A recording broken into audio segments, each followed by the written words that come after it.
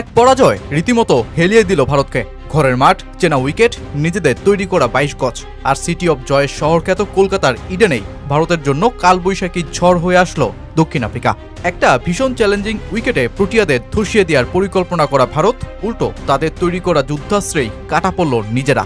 3 দিনেই শেষ হওয়া টেস্টে ভারত যখন 124 রানের লক্ষ্যে 93 রানেই খুঁটিয়ে পড়ল, তখন লজ্জার সব রেকর্ড আর সমালোচনা চারিদিকে আঁকড়ে ধরেছে টিম ইন্ডিয়ার। দলটার সাবেক ক্রিকেটার মোহাম্মদ কাইফ তো বলেই বসলেন, ভারতীয় ক্রিকেটাররা নাকি জাতীয় দলে খেলেন মনে ভয় নিয়ে। কিন্তু এসবের মধ্যেও প্রশ্ন হলো, টেস্টের গোটা 4 ইনিংসে যেখানে 2 দলের বাকি কোনো ব্যাটারি 50 রানও করতে পারেনি, সেখানে টেম্বা ভাবুমা কিভাবে ছুলেন 50? কিভাবে স্রোতের বিপরীতে ভাসলেন এই অধিনায়ক ব্যাট হাতে?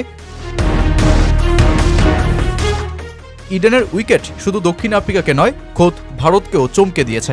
ভয়ঙ্কর টার্ন, অনিশ্চিত বাউন্সে শট খেলায় ঝুঁকিপূর্ণ হয়ে গিয়েছিল এই উইকেটে। অন্তত প্রথম 2 দিন উইকেট ভালো থাকবে বলেই যারা ধারণা করেছিলেন, তাদের ভাবনায় পানি ঢেলেছে ইডেন। প্রথম বল থেকেই শুরু হয় ব্যাটারদের অগ্নি পরীক্ষা। ফলাফল, 3 দিনের টেস্টে বোলাররা চমকের পর চমক দেখিয়ে গেছেন, আর ব্যাটাররা 4 ইনিংসের কোনোটিতেই 200 রানও ছুঁতে পারেননি।